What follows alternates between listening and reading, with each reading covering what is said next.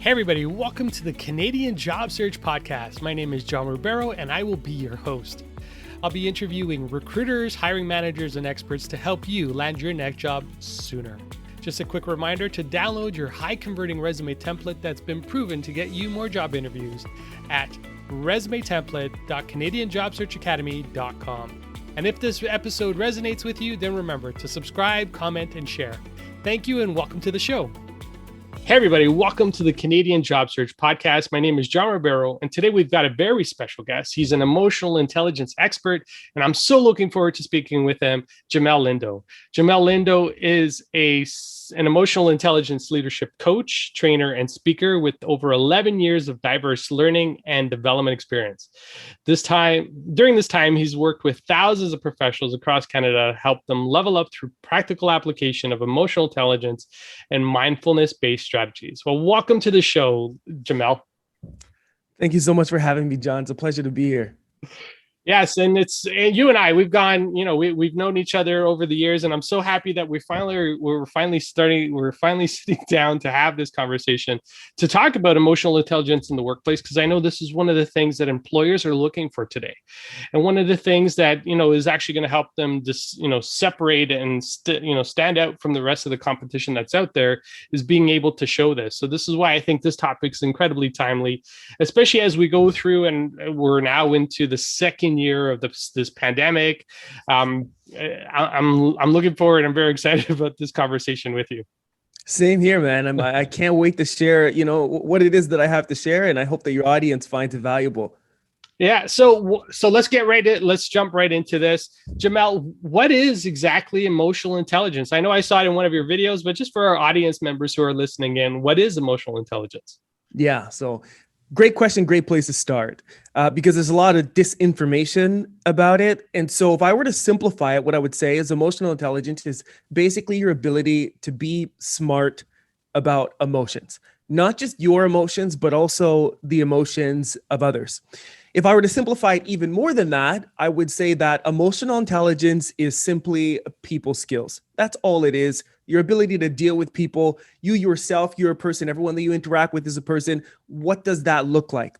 And then if I were to step it up and complicate it a little bit more, then I would say that emotional intelligence actually refers to, in the model that I use, 15 different skills that all tie in to your emotionality. So we won't go through all of them, but to take two that are critically important, we can say, number one, self-awareness, your ability to see yourself clearly and to recognize how you come across to others. What are you thinking? What are you feeling? Why do you behave in certain ways, etc.? And the next one being empathy, which is your ability to be mindful or to be aware of someone else's perspective and view. What is someone else thinking? What is someone else feeling? And how might that inform the way that you communicate and engage and deliver a message to them? Nice. So, and so why are these important? Out of the, you talked about 15 skills, self-awareness. Number one, how do you get to self-awareness? What is one or two things that somebody could, work on to get to this point? Because I know self-awareness is incredibly important. And it's also, part of just being mindful in terms of your job. But, how does somebody get there? How does somebody realize or not realize that they're actually self-aware? I think the first thing is to, take a good hard look at yourself. It's about reflection and actually taking a moment to take stock. How am I actually showing up from moment to moment? So most of us in our day-to-day lives, we're so externalized and we're on this, this rat race treadmill that never stops. So because it never stops and we're constantly adding things to the task list, but never taking things off, and we're getting, better technology every day that's allowing us to do more, well, we don't take that time that we save because we could do more through the technology. What do? We just end up doing even more, right? So we're all very accelerated. We're always focused on the next thing. And what we don't do is stop, pause, and reflect, which is incredibly useful and helpful, especially now, given the pandemic. It's an incredibly emotional time. So the way that we access self-awareness is to start asking ourselves questions that force us to stop, pause, and truly inquire into what our experience is right now. The next step to that is when we're asking these questions to not ask why, because oftentimes we delude ourselves when we ask why. We start telling ourselves stories that are simply not true. A better question to ask in terms of self-reflection is what? What emotion is it that I'm feeling in this moment? What are the thoughts and stories that are driving my emotion? What is it that has compelled me to take that particular action, et cetera, et cetera, et cetera, et cetera. Now, it sounds easy, but it's not. It's simple, but it's not easy. And that's the reflection exercise that helps us to become more aware and more in tune with how we're actually showing up as professionals, as leaders in our personal lives. The implications are everywhere. Yeah. And I guess this also leads into showing the empathetic side of yourself, right? Like if you're aware of yourself and what you're doing and what you're experiencing and what you're going through, it allows you to be more empathetic, because you said empathetic is the other skill that, you need to bring into the workplace today, especially in a remote environment like we're working today, right? So how do you demonstrate some of that empathy? How do you bring that empathy across when you're in this global virtual environment like we are right now? We're in a room, right? Like we're in a virtual room together. How does a candidate, how does somebody who's going to be walking in, or an employer who's going to be hiring in an employee, what would they need to do to show that empathy? Like, what would be one of those things that you would recommend, suggest? Well, I'll give you a few different viewpoints. Let's start with the candidate. So typically I work with leaders, executive leaders, but let's start with the candidate who's walking in. Maybe they're doing an interview, maybe they're canvassing for a new role, etc. Empathy would be your ability to be able to take stock or to understand or to seek to understand the other person's view and perspective. And so if you're going in to be hired by someone, yes, they're interviewing you, but in some sense, you should also be interviewing them. Is this the right place for you? Right? How do they prioritize, organizational culture? How do they prioritize their people? What does their culture look and feel like? So they need to also have that mindset. Now, in terms of applying empathy directly, it would be seeking to understand what it is the other person is looking for, right? So I understand you're hiring for this role. Maybe you can tell me a little bit about what it is you're looking for in this role. Maybe you can tell me a little bit about what some of the challenges are that you've seen from people who are occupying this role. What have you seen from people who are successful? What have you seen from people who are not successful? What has your experience been at the organization? And why? How do you feel working at this organization? And why? All of these are questions that gain insight into how the other person is experiencing the organization, which can help give you insight into how you may or may not experience the organization, but also just context in terms of whether or not it's the right fit for you. Yeah. No, and I love how you said that, because it's one of the things I think candidates don't realize that they have, is the power to be on the other side of the table, interview the organization, and make sure that it's also a good match and a good fit for them. So thank you for that. And that's a great piece of information in terms of, how do you show up, really being inquisitive and being curious around what's happening on the other side of the table. Because I think that's a big part of it. Because I think from what I've seen, candidates who walk into rooms are all about, me, in terms of, this is for me, I need a job, I need this, I need that. And just having that empathy, that open-mindedness, that mindfulness of what's happening in the room is actually going to change everything. Let's actually sorry, go ahead. That.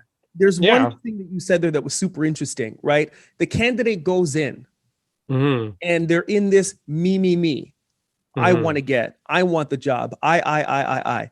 So oftentimes, if we're not aware of that, we have to think about, number one, what kind of emotion does it create when I'm going in there thinking about, I want this, I need that, it's all about me. Number one, I'm focused on myself. The other thing that creates is it can create a sense of insecurity. It can create a sense of anxiety and anxiousness. And so when you go into an interview and what you're conveying is anxiousness or anxiety or fear or concern, are you going to be able to project and bring yourself forward? If you're not able to be self-aware enough, number one, to recognize those emotions, and then number two, to be able to regulate those emotions, then you may not be answering the questions in a way that's going to be beneficial for you or for them on the other side. So noticing what emotional state I'm in right now, and being able to regulate it will allow you to actually put your best foot forward. You'd mentioned something else that's important, this idea of curiosity. So empathy starts with being curious. It starts with you not having the answer. It also starts with you not being self-absorbed. And so if you're self-absorbed, would it even occur to you to ask questions to gain the viewpoint of someone else? Or are you so overly concerned of how you're coming across that their viewpoint is outside of your scope of awareness? Yeah. This is where emotional intelligence becomes powerful. And I'm only talking about the interview process. Once you get on the other side, that's actually going to be your differentiating skill. So let's talk about that. You talk about being on the other side. As an employer, what is it that you need to express or bring forth as you're going through that interview process? As an employer? Yeah, as the employer on the other side who's interviewing the candidate. How do you show them that your organization is one that practices empathy and has this self-awareness of how to treat its employees? Because, as an employee goes in, they're interviewing the employer to make sure that they're a good fit for the organization. What is the employer like? Number one, what are some of the top skills that employers are looking for? I know I saw that in one of your other videos as well.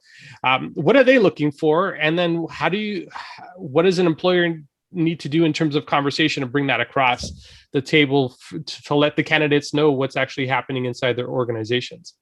Yeah, great question. So the first thing is, what are employers looking for? What are organizations looking for? So the World Economic Forum, they did a future jobs report. This was as of 2020 moving forward. They listed top 10 skills to be successful in this ever-evolving, ever-changing digital landscape. And what they landed on was judgment and decision-making, complex problem solving, cognitive flexibility, creative thinking, and creativity, or critical thinking, and creativity, which are all about your ability to be able to think. And the next 5 are coordinating with others, emotional intelligence, people management, service orientation, and negotiation skills. And those are all about your ability to be able to deal with and manage people successfully. So this was as of the World Economic Forum Future Jobs Report 2020 moving forward. Then we got hit by a pandemic. So what we're also looking for now is resilience, the ability to be able to deal with and manage stress, to bounce back from difficult, challenging situations, to be able to maintain optimism when you're not quite sure what's around the corner, to be able to deal with and manage conflict in a constructive way. So it's not that you never want to disagree. It's that when you do disagree, is it constructive? Is it going to help our team to be able to move forward, to be able to thrive? We're looking for people that are not going to create friction and toxicity within our cultures. We want people that are fluid, flexible in the way that they think, people that are able to build deep, meaningful relationships with those they work for, their clients. The list goes on. Now, the last few things that I mentioned are more specific to emotional intelligence, but ultimately those are the 2 main skills that most are looking for. So how do we test for that was your next question. Yeah. Now, when an organization is really clear on their company culture and they've truly prioritized company culture, not that they've created all the posters, put it on the wall, and nobody actually follows what those things mean. I mean, they've actually made it a living, breathing part of the way that they engage in work. When it's that real, it naturally finds its way through the interview process. And so even the way that they bring people through the interview process is designed from a place of considering all of their core values. Google does this in an exceptional way. The kinds of questions they ask, they do scenario-based situations. There are some companies that will interview you, and one of the interviews is an outing with the team that you're going to be a part of. Obviously, that's pre-COVID. It would be different now. You can see how that all encapsulates their culture. So the reason why I'm saying this is because by the time you're interviewing someone, that's not your moment necessarily. And it can be, but it's not necessarily the moment where now we have to reveal our culture. Our culture should be so alive that the interview process is a part of demonstrating and revealing what our culture is all about. To answer the question a little bit differently, obviously the way that they treat you, the way that they speak to you is going to be a reflection of the company culture as well.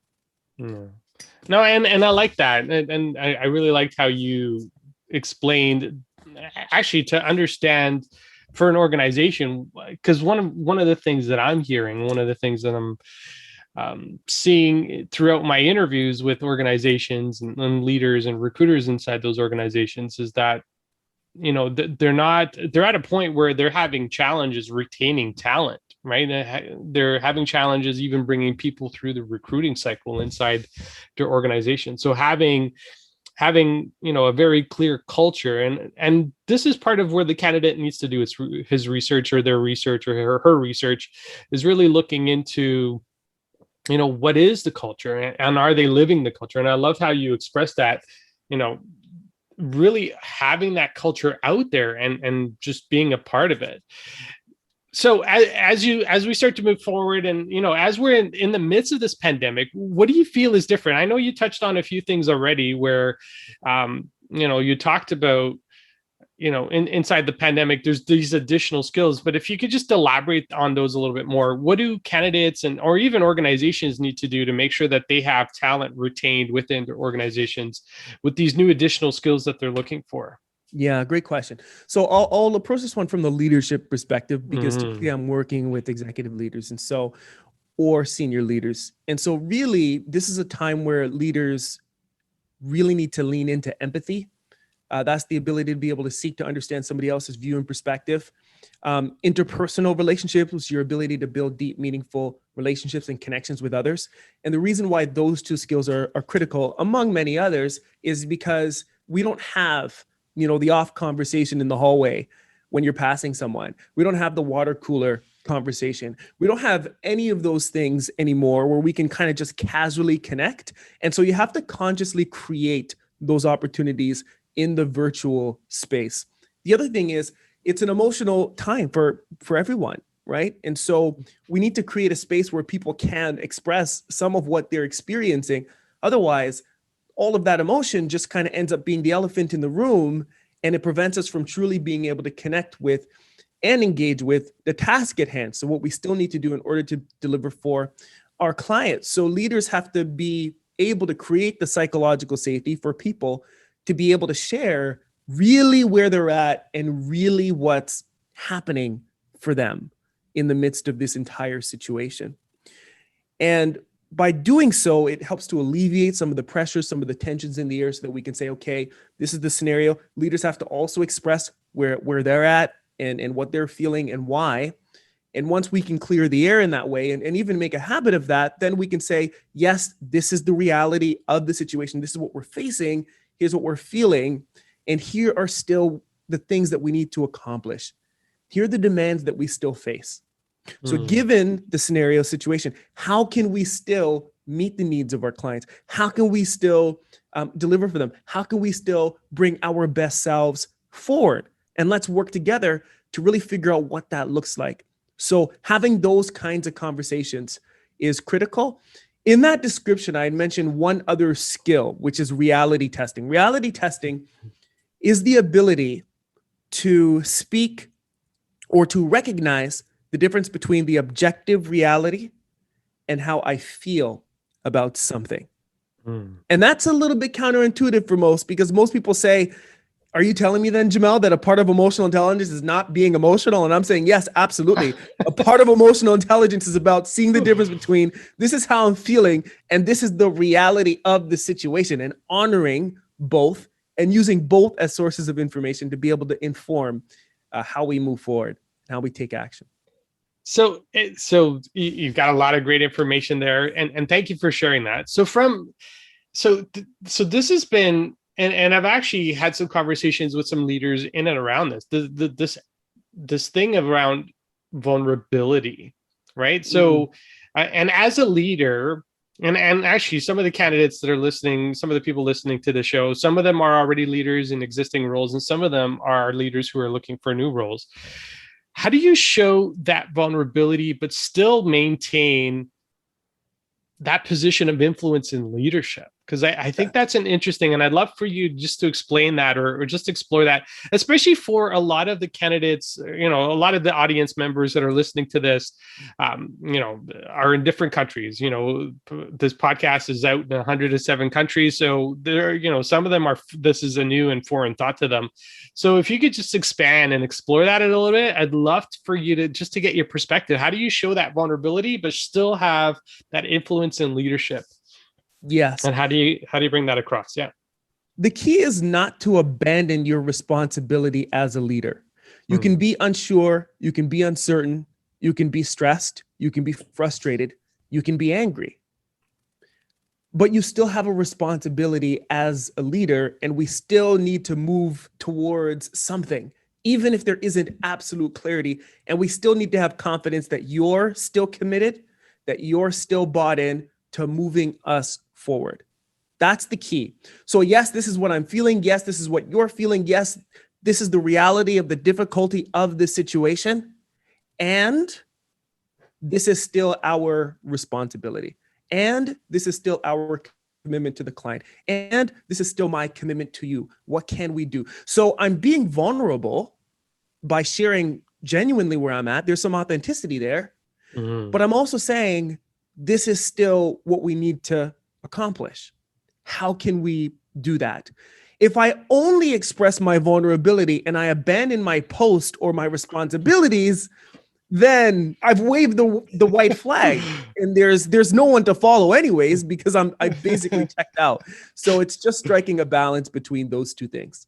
Yeah, and I loved how you explained that, and I think there definitely has to be that balance with leaders inside of organizations, especially with leaders who want to go into organizations today, right? Like for leaders who need to think differently about the way they're leading. And if they're not changing, and I think what I've seen through some of the work that you've done is if they're not changing, it's going to impact the organization and, essentially the bottom line of the organization as well, because there's a lot of things they will not be able to do in terms of retention, in terms of keeping good company culture, in terms of, essentially servicing their clients if they don't have this emotional intelligence behind them to move forward and to take care of people that way.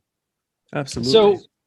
So outside of that, is there anything else, as an emotional intelligence expert, is there anything else that you're seeing today that's really standing out that's not working or working incredibly well?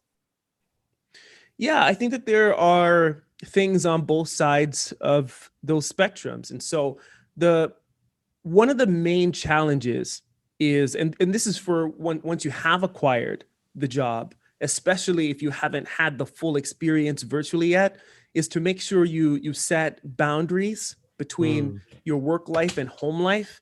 This is something that we're all talking about, but it's not something that we're actually doing and practicing. To say that, work starts and ends here, and this is where my personal life begins. What's happening now is we're waking up, we're checking our email. Right? We're checking our email, responding to email, and engaging in work throughout the entire workday. And because all of these things are happening in the same physical space, once the work shift officially ends, we're still receiving email. So we're still kind of checking them, and maybe we're also responding to them. And then we're also doing that, before we go to sleep. So what ends up happening is your week feels like one long work day. It doesn't ever feel like you're truly off. So a simple strategy for that is, number one, make sure that no matter how small your place is, that if you're working from home, that your workspace is separate from your everything else space. And that could even be directional. It can be, hey, if your place is that small, or if it's just a room, it can mean, hey, when I'm facing this way, I'm doing work, and it looks different. It feels different. When I'm facing this way, it's my time, it's personal time. Literally, a small shift like that can help make the distinction between work and personal/home. But really setting those boundaries and guidelines, things like not replying from email up into a certain time, even in the mornings, not checking email up into a certain time, auto reply messages to let people know that you won't be responding until the following day. Things like that really help us to maintain the balance. So I would say that that's one of the biggest trends. The other one is we don't get the same kind of renewal that you would get throughout a regular working day. When I say renewal, I mean activities that allow you to kind of unplug a little bit, recharge, connect with people. Those opportunities are simply not there. What you have is a series of Zoom meetings that are back to back to back to back to back that are all, for the most part, very work related. And so we have to be intentional about creating those moments of renewal, mostly outside of the work schedule. But we also have to work on creating little spaces, little pockets, little breathers while you're actually working. So let's talk about while you're actually working and what that looks like. Having 15-minute blocks between meetings is huge. Giving yourself an opportunity to really transition from meeting to meeting, to close off what you did in the last meeting, and to pivot and to prepare and to realign yourself to the next meeting. Sometimes to literally get up and take a walk around and then come back to break the day up, because so many leaders are working back to back to back Zoom calls all day long. And by the end of their workday, they're zoomed out. It's Zoom fatigue. It's not sustainable. So we have to create those pockets of renewal in some way, shape, or form. Now let's pivot to outside of work. Because we're not getting all of that engagement and stimulation of a physical, social interaction, you have to intentionally create renewal activities for you to be able to recharge in whatever way that will help you. Okay. Now, for me personally, what renews me, what fills my battery, what recharges me is meditation. And so I meditate once in the morning, once at night. Also running. So exercise really helps me to unplug in and unwind and to recharge my batteries. Also, getting out into nature helps me to be able to do that. I told you before this that I'm a motorcycle enthusiast. So I made a point to make sure that I got out onto my motorcycle because I know that helps me to renew and recharge. So many of us are not substituting the renewal that we need to accommodate for the additional stress of working through a pandemic. So the balance is off kilter and our stress buckets are up to here and we're feeling overwhelmed, we're feeling overworked, and we're feeling like we've really hit the limit, or as many are putting it, we've hit the pandemic wall. So having those renewal strategies are absolutely critical. I'm going to say one thing, and I know this is a lot, but this is important because this is what I'm facing every single day. The next thing is that we really need to be mindful of how we consume information. And we need to understand the difference between signal and noise. What do I mean when I say that? We need to be responsible in the sense that you need to be well advised and informed in terms of what you need to do as a result of COVID. Do I need to stay at home? Where can I go? Where can I not go? What's acceptable? What's appropriate? What's not? That information is signal. That's important. That's pertinent for you to know. And then there's noise, which is really information that you don't need to know. Do you need to know every single day what every single COVID number and death and fatality and when this vaccine didn't arrive and that vaccine did arrive? And do we need all of those nuances and details? And do we need to be plugged into it 24/7? I mean, if information could kill you, I think this would do it, honestly. So we need to be responsible in the way that we consume information about the pandemic, because many of us are consuming way too much of it and it's raising our stress levels exceptionally. And we're not substituting that stress with some of those renewal activities that I was telling you before, but we're also not recognizing that most of the COVID information that we're consuming is unnecessary. We don't need it. You only need a small amount of information. You only need to be well enough advised to know what to do and what not to do. Anything outside of that is excess. So monitoring that, being mindful of that is critical. Yeah, and I love that signal versus noise. It's one that I preach as well. Get the information you need, but don't sit there and don't live in that pool of information, constantly drowning. No, 100%. There's so much rich information here, Jamelle. Thank you for sharing. And I love the strategy piece. And actually, I'll share a quick strategy as well. One of the things I started doing, because I know with the pandemic, it was a big struggle to separate between my work week and my weekends. So I ended up creating a space in my home where I set up a station and I set up a desk and everything. and then I bring it down on Friday, and then on Monday morning I put it back up, and then this way it starts to separate. But no, just even the slight shift, and I loved how you said that, shifting from just directional in terms of where you're sitting, what you're facing and what you're not facing can separate your workspace as well. So thank you for that. And then there's a lot of good NLP work in there. So thank you for sharing that stuff. Jamelle, as we start to wrap up this podcast, if people wanted to get more information about you and, just wanted to learn about you, where could they go? Yeah, the best place to go is my website, which is jamellelindo.com. That's JamelleliNdo.com. All my socials are on there. I love connecting with like-minded people. You can find my LinkedIn, my Instagram, my Facebook all on there. But most importantly, there are two key resources that you'll find on there as well.